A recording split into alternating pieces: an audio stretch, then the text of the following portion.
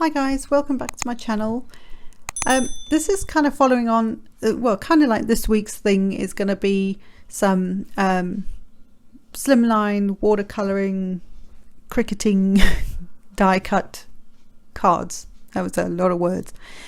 So I've got my Windsor & Newton Cotman watercolours paints, and I'm just grabbing a couple of colours. I've made myself a chart, which I unfortunately didn't show you in this video, but I do in the previous one, and it's just a chart so I know what those colours look like when they're actually on a piece of watercolour paper. And I'm actually using some Windsor & Newton, I think it's a cold press watercolour paper.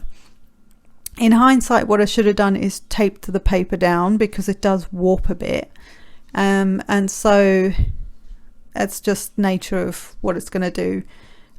Or I could have left it under some flat books, under some heavy books, to try and flatten it out, but I just went with it. So a wet adhesive is going to be better to try and stick this down, although I still had to go in and sort of finagle the next day when things had really dried off. And all I'm doing is adding some water and then adding the colour, and I just picked 3 colours that I thought would work well for Halloween, and the excess liquid that's still on the paper, I'm just moving it around a bit to see what it'll do. So just play with it. That's all I'm doing here. This panel measures the whole front. It'll be the same size as the front of the card, and it measures 3.5 by 8.25. So now it's dried off. I'm going to use some Bombay ink. I'm actually just going to use the black ink on the Halloween one. I thought that made sense to do this, and I like this ink because when it's wet you can use it as a watercolor, and when it's dry it's completely permanent and it will not move, and it's fab. It's so good. I've made my own homemade sprays and all sorts of stuff out of it. It's super cool. But look at how cool that color looks now that it's dry. So my images are so excited about this. These are a cricket cartridge called Bump in the Night, and I am in love with it. It's so funny. little monsters. And I am actually using a sentiment from my pink stamper, and it's from her Spooky Puns from forever ago. She doesn't sell her stamps anymore, unfortunately, and I can't find any more, but we are where we are.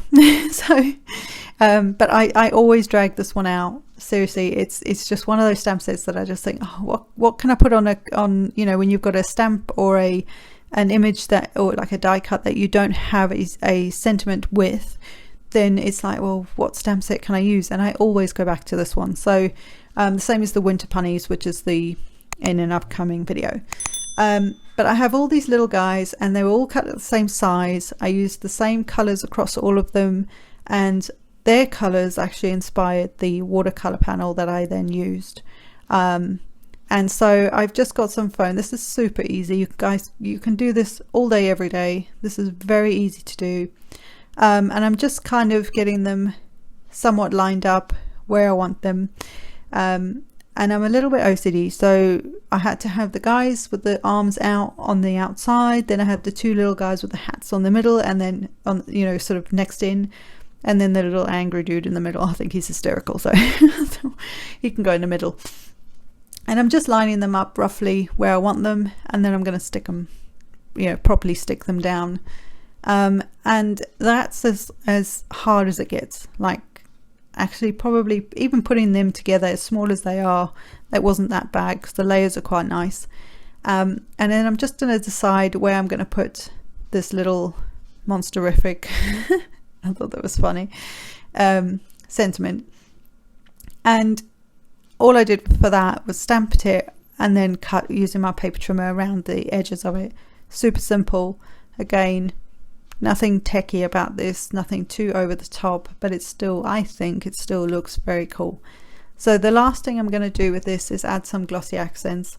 And I thought what I'd do is I'd do the 3 that have the big bellies and I would do the hats on the other 2. And that way they've all got a little bit of glossy accents on them. But it's sort of, I don't know, it just, my brain and my happy organized brain, it works much better with doing it that way. So I don't know, you probably not like that, but I had to like, right, the two hats, that's what can get done on there, and then all the bellies, and it just worked out really well. So yeah, so that's as difficult as this card gets. It's very easy.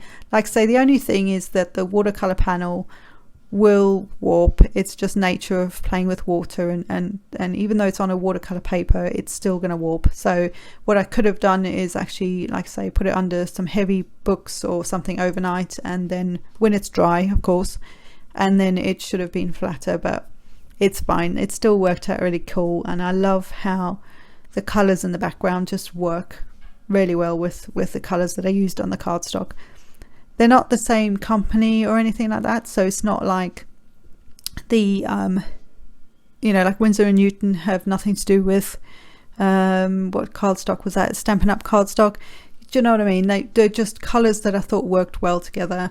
You know, they're oranges and greens and purples, and that, to me, that's Halloween, so that's what I did. So I hope you enjoyed this, guys, and I will be back for the next Slimline in a few days. Bye!